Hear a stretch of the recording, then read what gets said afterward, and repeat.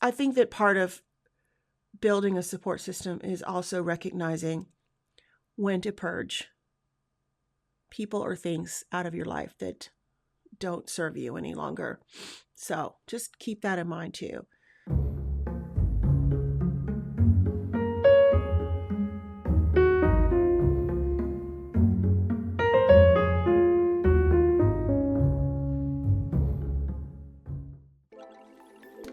Valentine's Day can stir up a lot of emotions.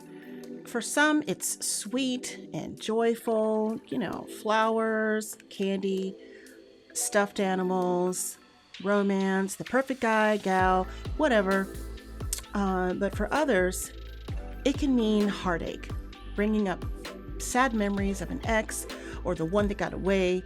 It can trigger loneliness, regret, or longing, or even disdain, especially if you've been hurt, neglected, or made to feel unworthy.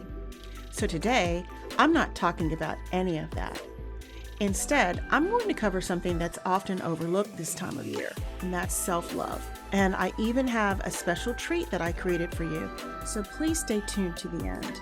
No matter where you are on the spectrum of Valentine's Day and how you feel about it, I want to focus on something more lasting than candy or flowers, which is a deeper commitment to yourself.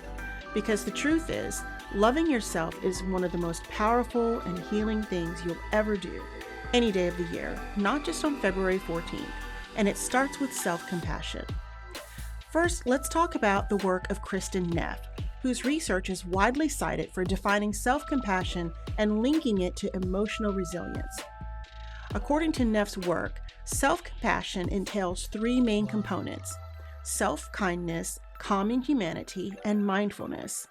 Higher levels of self-compassion are strongly associated with psychological well-being. For example, increased feelings of happiness, optimism, and connectedness, as well as decreased anxiety, depression, rumination, and fear of failure. Now, you may be thinking, this all sounds nice, but how do I actually implement this in my life? And that's a great question. And the answer is that this isn't just something we feel, it's something we regularly practice. It includes written exercises or journaling, meditation, and what Neff calls informal practices, which are designed to be used daily. For example, speaking kindly to yourself or using breathing exercises when you feel overwhelmed. These simple acts can help calm your nervous system and shift you out of self-criticism. Now I'm going to cross over into another area. You see, Neff's use of informal practices reminds me of the research of Shirzad Chamine of positive intelligence and what he calls PQ reps. These are short daily exercises designed to build mental fitness. They can be as brief as 2 minutes or as long as 10 minutes or so, and can be done in the moment without a formal meditation setting. In case you're wondering exactly what a PQ rep is and how to do it, I've thought ahead and created a short video about it, which I will link in the description.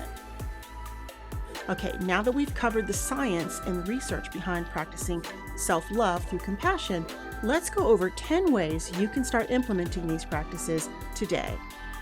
First, acknowledge your past, but don't let it define you. Your experiences have shaped you, but they don't have to dictate your future. Acknowledging your pain without judgment is the first step toward healing.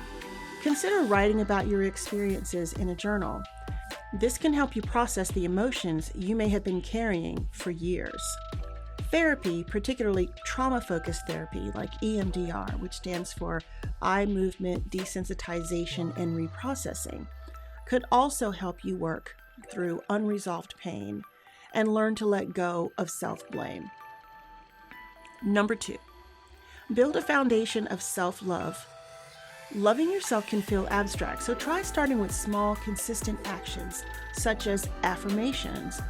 Remind yourself daily of your worth. For example, say to yourself, I'm deserving of love and joy simply because I exist. Or self-care. Treat yourself as you would a beloved friend.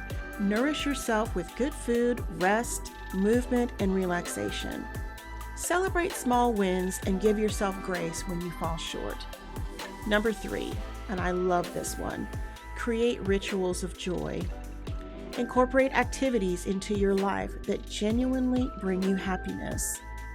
Whether that's taking long walks in nature, reading inspiring books, learning a hobby, or exploring your creative side through photography or art. Keep a joy journal where you jot down 3 small things you're grateful for or moments of happiness each day. This can help retrain your brain to focus on the positive. Number 4, strengthen your support system.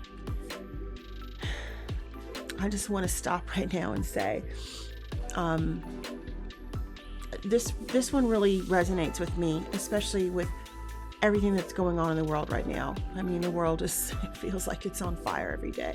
But anyway, I can't stress how important this is. You really need to strengthen your support system. And I've talked about this in other videos, but I mean, this is just good advice no matter whether we're talking about Valentine's Day or self-love or anything like that. But anyhow, seek relationships that uplift you. This might mean making new friends or joining communities where you feel seen and valued. Consider support groups for people with similar experiences. If you're not ready to reconnect with certain people, that's okay. For now, focus on cultivating other loving connections. And I just want to add another little thing that I hadn't factored in when I was getting ready for this video. And I'm going to talk about this too. I think that part of building a support system is also recognizing when to purge people or things out of your life that don't serve you any longer. So just keep that in mind too. I think that fostering a support system does not necessarily mean that you have to continue to put up with unacceptable behavior from friends or even family. Anyway, next, number 5, explore forgiveness for yourself and others. That's kind of relevant.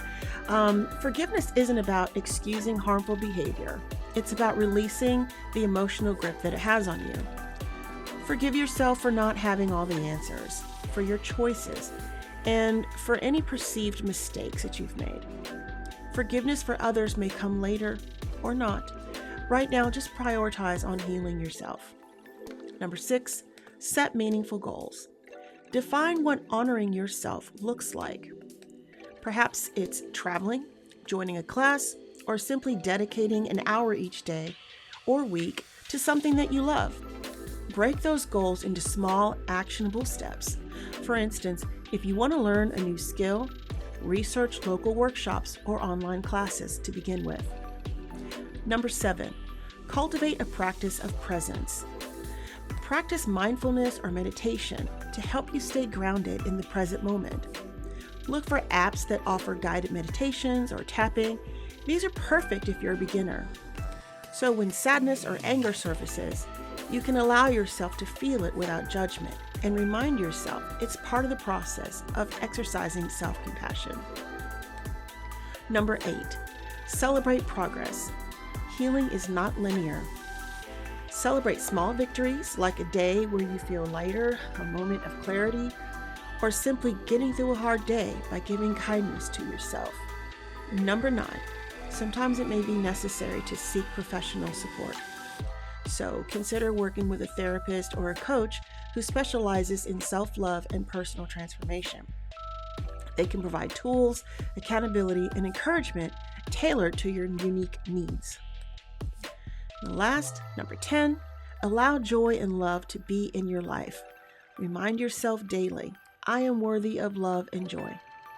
As you nurture yourself, you'll notice opportunities to invite these emotions into your life, sometimes in surprising ways.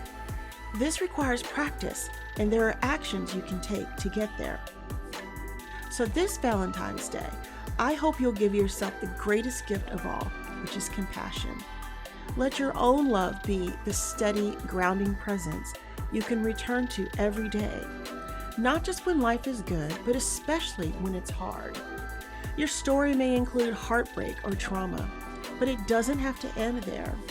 You can begin again, and it can start now because you're worthy of creating a life that feels good any day of the year.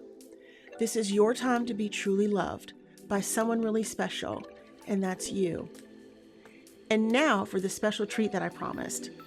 Remember when we used to hand out Valentines to our friends and classmates when we were kids? Those little cards with glitter, cartoon characters, or corny messages? I don't know about you, but I really enjoyed that. So I thought I'd bring back a little childhood magic to create a bit of that joy. So as a bonus, I've put together a free downloadable PDF filled with 30 simple, creative, and meaningful ways to show love to yourself. Think of it as a grown-up Valentine, from me to you. The link to download it is in the description. If you found this video to be valuable, please give it a like and share it with someone who may benefit from its message. And I would be most grateful if you'd subscribe to my channel if you haven't done so already. It would be very helpful and mean a lot to me. And don't forget to click the bell icon if you'd like to be notified when I post a video. I appreciate your support, and I'll see you next time.